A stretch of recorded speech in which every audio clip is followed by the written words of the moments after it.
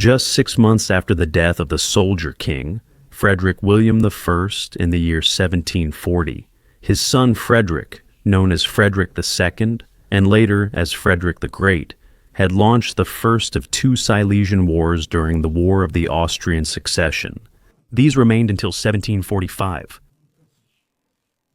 In the year 1756, the 7 Years' War began, which can also be described as the true First World War. All major European powers of the time were involved, shown in blue: Great Britain, Prussia, Portugal, and their allies, opposed by France, Spain, Austria, Russia, Sweden, and their allies, shown in green. At its core, the conflict was primarily about territorial gains, prestige, and influence. And in the case of Great Britain and France, unsurprisingly, also about colonies and influence in North America, India, and Africa, as well as control of the transatlantic sea routes. Here is a brief summary of the individual war aims. Prussia, under Frederick II, sought to prevent Austria from reconquering Silesia and to enable possible expansion to the north, south, and east. Austria, under Maria Theresa, wanted Silesia back and sought to isolate Prussia in Europe, or, better yet, to dismantle it entirely. Russia, under Empress Elizabeth I, pursued expansion to the west and planned the conquest of East Prussia in order to offer it to Poland as a bargaining chip. Great Britain, under George II, sought to eliminate its main European rival France, annex its colonies, and exert control over Belgium, while France under Louis XV in turn aimed to eliminate Great Britain. The 7 Years' War had begun in 1756 with a naval attack by France on the English fleet. In Prussia, over the following months, Frederick II learned through his spies both of the rapprochement between France and Russia and of Russian troop movements toward the west. He had also obtained copies of the Paris and St. Petersburg treaties, which documented an alliance between Austria, Russia, France, and Saxony. At the end of August 1756, Frederick marched into Saxony. There he succeeded near Struppen, around 8 kilometers southeast of Pirna, in encircling the Saxon army under Field Marshal Frederick August Count Rutowski. Rutowski, hoping for timely military support from Austria, refused to capitulate. And indeed, the Imperial Austrian army under Field Marshal Maximilian Ulysses Braun advanced with 35,000 men to relieve Rutowski. However, Frederick II, shown here in red, confronted him on the 1st of October, 1756, with around 28,000 soldiers at Lobositz, today in the Czech Republic, and defeated him. Afterward, Saxony capitulated and occupied on the 16th of October. But this had not been the great decisive blow against Austria that Frederick had planned. Nevertheless, he had been able to integrate around 10,000 Saxon soldiers into his army, although many of them preferred in the following year to evade involuntary Prussian service and deserted. At the beginning of the year, 1757, Frederick stood at the height of his military fame. Up to that point, he had not yet lost a single battle, but his attack on Saxony now had foreign policy consequences, as it was regarded by the Holy Roman Empire as a breach of the imperial peace.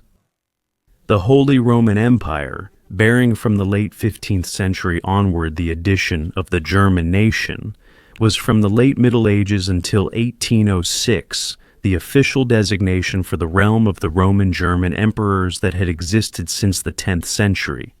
This powerful empire now declared an imperial war against Prussia on the 17th of January 1757, thereby enabling the Austrian Empress Maria Theresa to turn her struggle against Prussia through her husband, elected as Emperor Francis I, into a matter of the empire as a whole.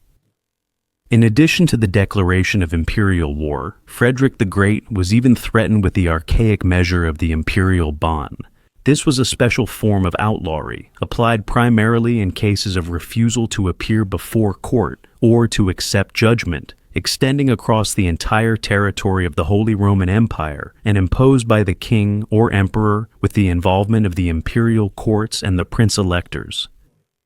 When the resolute Prussian envoy Erich Christoph Baron von Plotho, residing at Glockengasse No. 1 in Regensburg, was to receive the summons for Frederick II to appear before the imperial court from an imperial notary, Plotho first beat the jurist and then ordered his servants to throw him out of the window, an order they ultimately did not carry out. However, refusing acceptance did not change the fact that the powerful hostile coalition against Prussia was now becoming effective in practice. For 5 days after the declaration of imperial war on the 22nd of January, Russia and Austria signed an alliance treaty, followed 10 days later by a Franco-Austrian offensive alliance. Frederick II was experienced enough to realize that matters had now become a question of life and death. For by then, far more than twice the number of Austrian, French, Swedish, Russian, and Imperial troops faced the small Prussia shown in light green with its 150,000 soldiers. The latter consisted of contingents from the imperial circles of Franconia, Swabia, Upper Rhine, Electoral Rhine, Lower Rhine, Westphalia, and Saxony. Frederick II did not intend to watch this passively. In April 1757, he therefore resolved to take the initiative militarily and march into Bohemia in order to defeat the Austrians under Imperial Field Marshal Charles Alexander of Lorraine, stationed near Prague, shown in yellow. Then, on the 6th of May, 1757, the two roughly equal forces met in the Battle of Prague. Although the Prussian army won the battle, it did so at very high cost. No previous victory of Frederick had been so dearly bought. In addition to the elite of the infantry, 5 generals alone were killed. Among them, the 72-year-old Field Marshal Kurt Christoph von Schwerin, at the head of Infantry Regiment No. 24, with the flag in hand, and Lieutenant General Heinrich Karl Ludwig de Hero de Hautcharmoy. Major General Georg Friedrich von Amstel of the Pomeranian Infantry Regiment No. 8, Major General Christian Friedrich von Blankensee, commander of Dragoon Regiment No. 2, and Major General Emanuel von Schöning of Old Prussian Infantry Regiment No. 46. In addition to roughly 12,500 killed and wounded on both sides in the battle, thousands more lightly wounded soldiers died in the days afterward from tetanus, including the Austrian Field Marshal Maximilian Ulysses Count Braun. When the defeated Austrians withdrew with 42,000 men into the fortress of Prague, Frederick laid siege to the city shown in red with 50,000 men, hoping that after its capitulation, the road to Vienna would lie open. This would likely have sealed the defeat of Maria Theresa. But before the siege could take effect, Austria's Field Marshal Leopold Joseph von Daun advanced with Habsburg's last levy of 54,000 men and 145 guns. In his pocket was a letter from his Empress Maria Theresa, in which she gave him her imperial and royal word, quote, that in the event of success she would regard him with all gratitude and grace, and that an unfortunate outcome would never be held against him. In order to preempt the Austrian threat, Frederick withdrew all available troops, amounting to 35,000 men and 88 guns, from the fortress of Prague and confronted Field Marshal von Daun on the 18th of June at Kolin in Bohemia. However, when the impatient Frederick ordered an attack despite numerical inferiority and inadequate reconnaissance, deploying his forces in an oblique battle formation, his assault soon bogged down. And when, in the afternoon around 1600 hours, a Saxon and an Imperial Austrian cavalry regiment successfully attacked his left flank, the affected Prussian regiments withdrew in disorder. By 1730, Frederick had judged the battle to be lost and ordered a retreat. Only the steadfast stand of the Prussian cuirassiers under Colonel Frederick William von Seydlitz, shown left, and of the 1st Battalion of the Leibgarde under General Frederick Boguslav von Tauentzian, center, prevented a military catastrophe.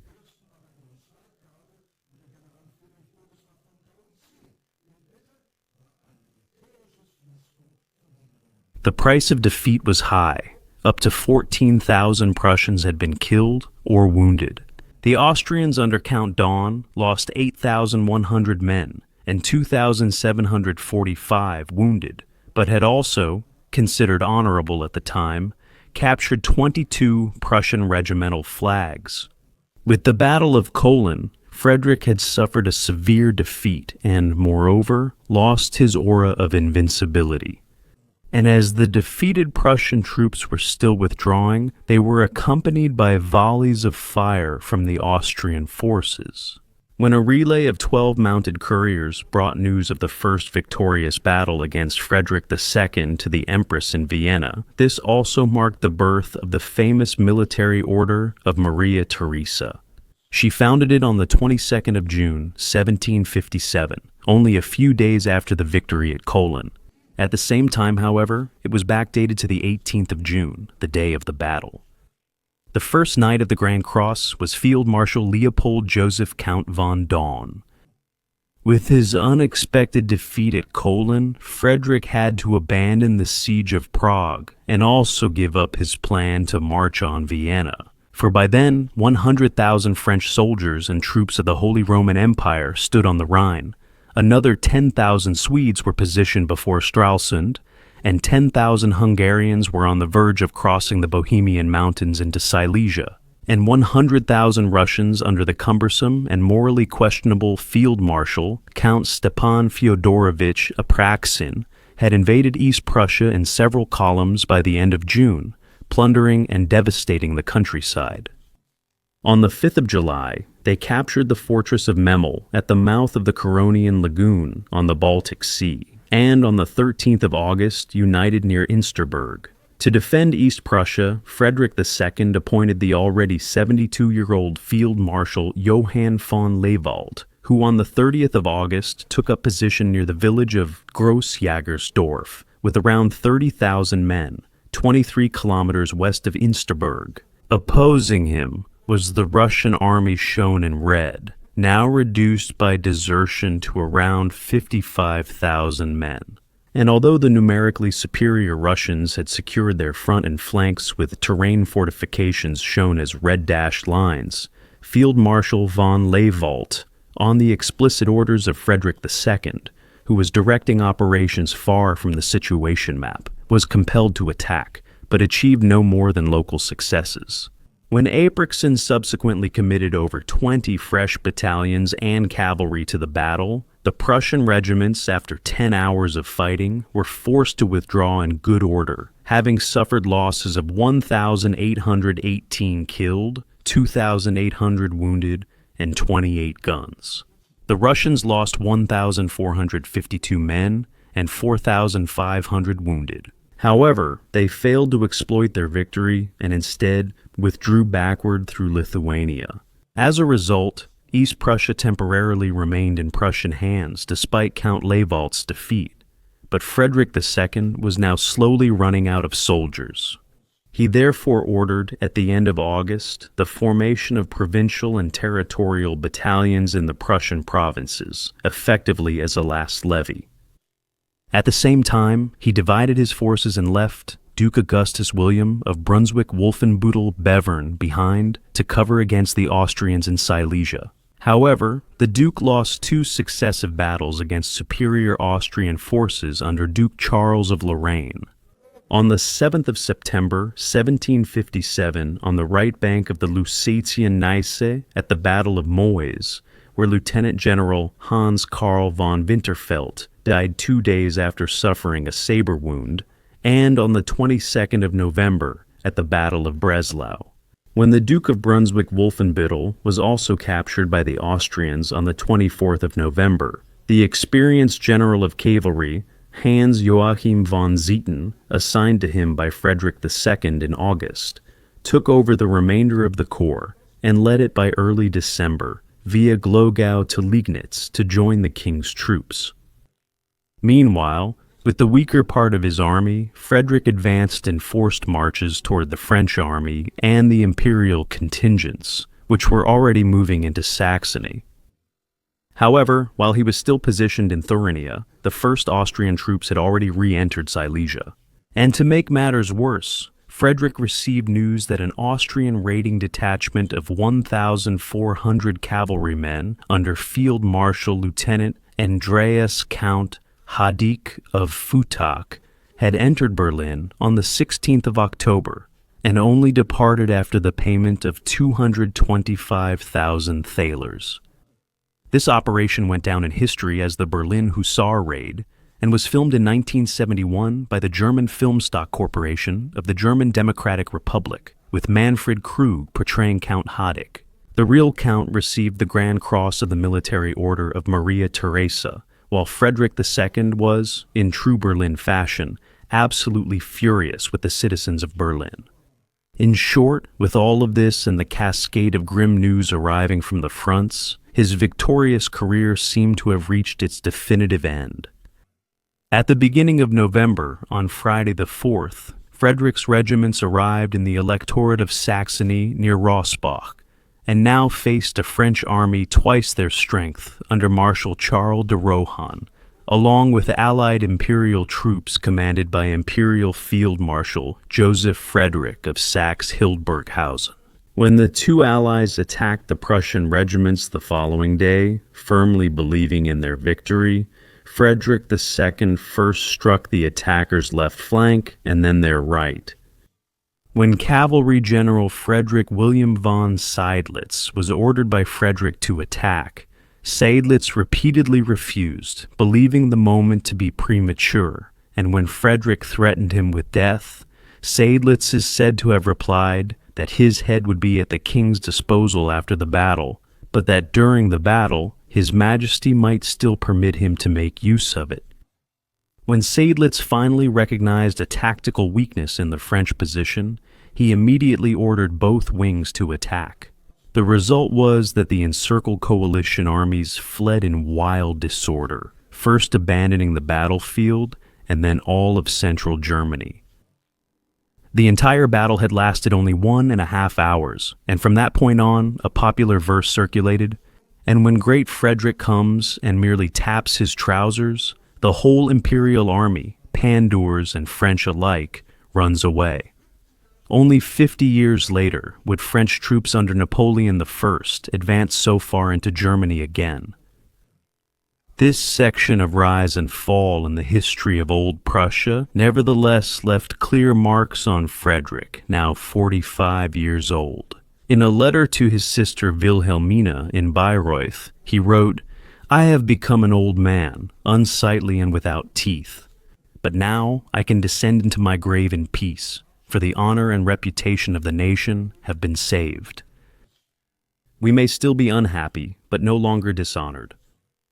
After the Battle of Rossbach, he now marched without granting rest to himself or his soldiers, covering over 400 kilometers with his 18 battalions and 29 squadrons towards Silesia, where the emperor's brother, Charles of Lorraine, had gone on the offensive with around 80,000 men, despite the unfavorable season. The two had already faced each other once in May at the Battle of Prague.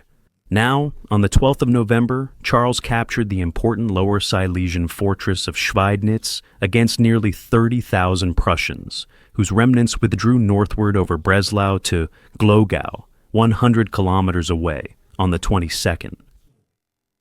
10 Prussian battalions under Major General Johann Georg von Lestwitz had entered the city but capitulated only 2 days later and marched west, whereupon Lestwitz was arrested and remained under detention in Berlin for the rest of his life. Now, however, after learning of the events around Breslau, Frederick II resolved to attack the Austrians without delay and either drive them out of Silesia or finally come to terms with the loss of the province. He immediately set out along the muddy roads, marching for 16 days, with the aim of linking up with the remaining troops from the Battle of Zorndorf, now commanded by General Joachim Hans von Zieten. With this reinforcement, Frederick now intended to force a decisive battle against the Austrians. For if his soldiers did not reach their winter quarters in time, the army would be lost. For the moment, however, the Austrians still held the advantage. On the 13th of November, they had captured Liegnitz, and, as mentioned, the fortress of Breslau had also fallen into their hands. The island of Wolin, located some 60 kilometers north of Stettin, between the Pomeranian Bay and the Szeksin Lagoon, had also been forced to capitulate to the Swedes, followed by Swinemünde on the 26th of November. In early December, Frederick's troops were able to unite with those of General von Zieten near Breslau. Here, the king intended to deploy his now more than 35,000 soldiers against 66,000 Habsburg, Württemberg, and Bavarian troops.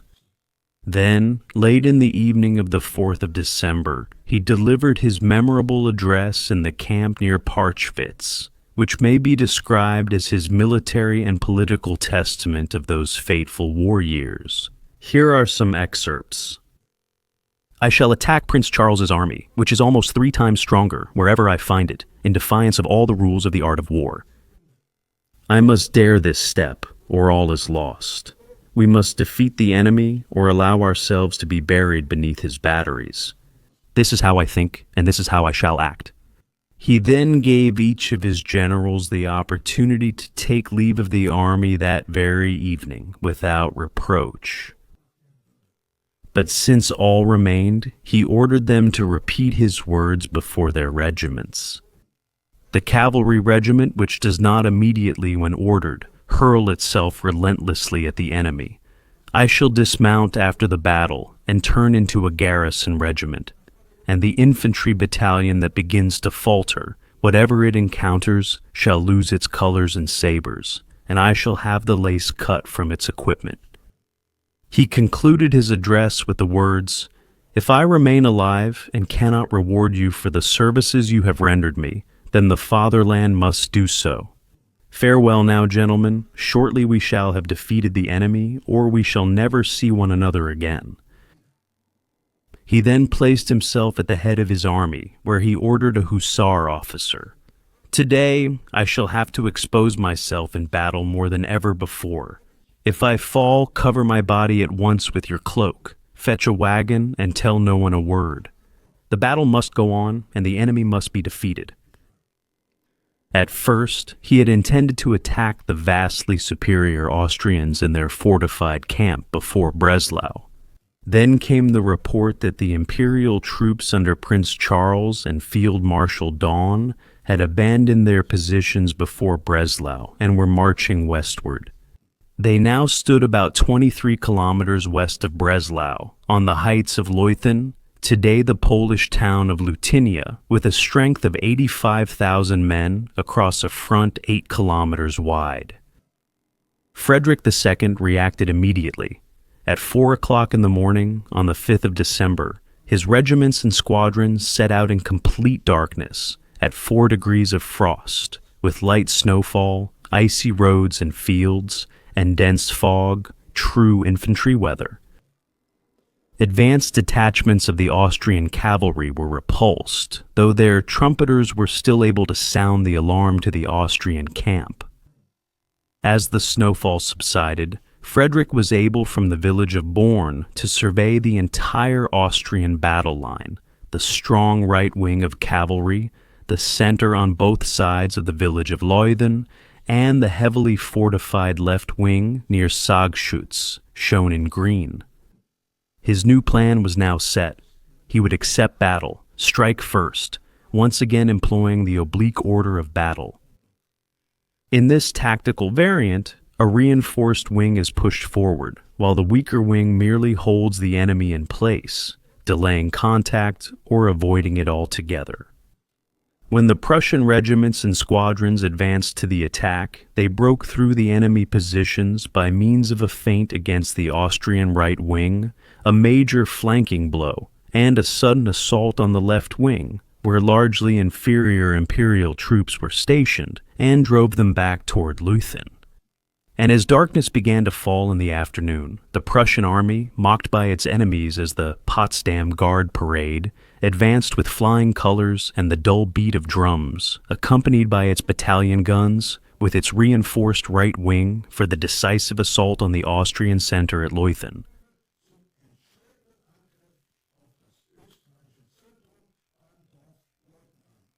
There, the Austrians had concentrated everything they had in available troops.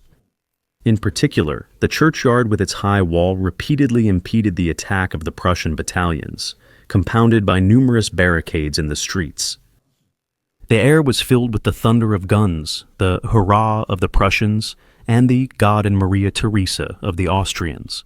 Both sides suffered heavy losses, and as the day drew to a close, the decision was still undecided. At that moment, Captain Richard von Mühlendorf seized the initiative with the 3rd Battalion of the Prussian Guard. With the final assault led by himself, he drove his grenadiers onto the churchyard, where the Austrian Prince Bishopric Würzburg regiment defended itself with heavy losses. Mühlendorf succeeded in taking the churchyard and storming the barricades, but as his soldiers had expended their ammunition, the attack came to a halt.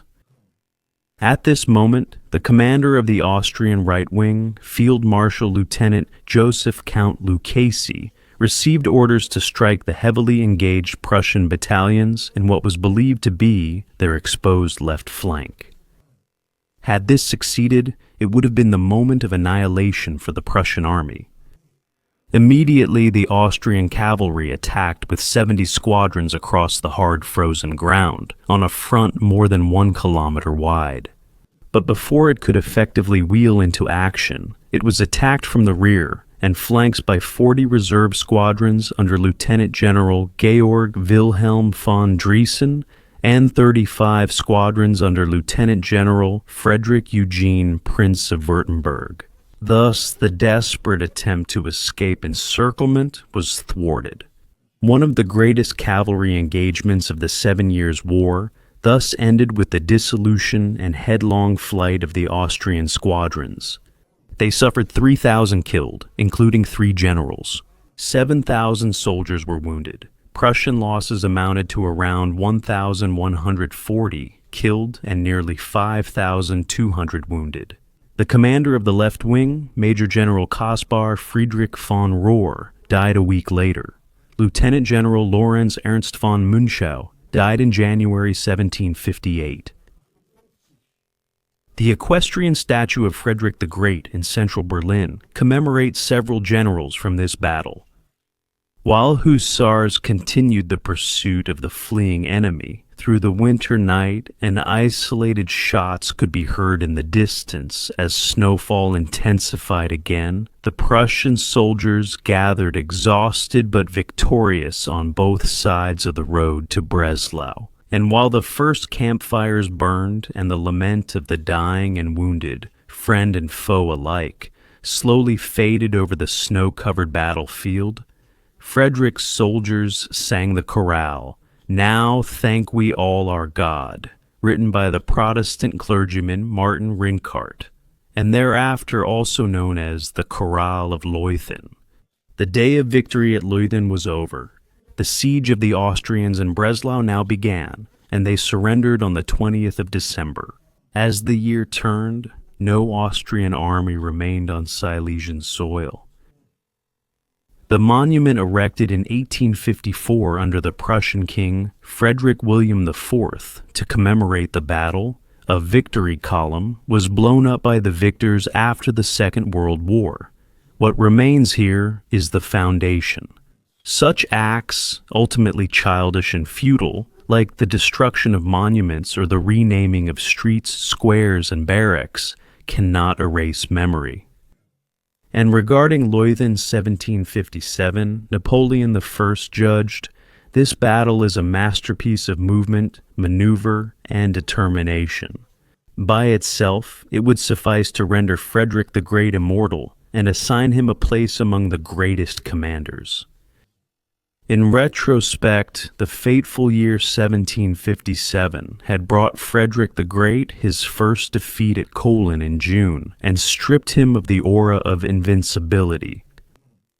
But with Rossbach, and above all with Leuthen, he laid a decisive foundation for the rise of Prussia to become the fifth great power of Europe.